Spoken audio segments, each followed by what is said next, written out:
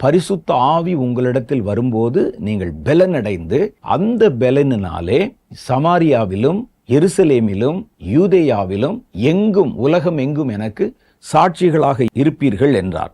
கிறிஸ்துவுக்கு சாட்சியாக இருக்கிறதுங்கிறது கிறிஸ்துவை போல மாறுவது, கிறிஸ்து வாழ்ந்ததை போல வாழ்ந்து காட்டுவது.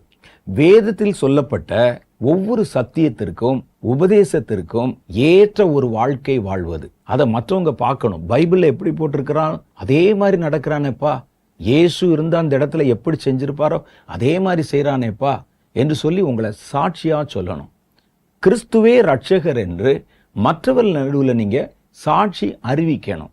இதற்குண்டான பலனை கொடுப்பதுதான் பரிசுத்த ஆவியானவர். இது இல்லாம நீங்க கிறிஸ்துவுக்கு சாட்சியாக இருக்க முடியாது, கிறிஸ்துவுக்கு சாட்சி சொல்லவும் முடியாது. அப்படி இல்லைன்னா அது ஒரு பயத்தை, நடுக்கத்தை உண்டாக்கிறோம்.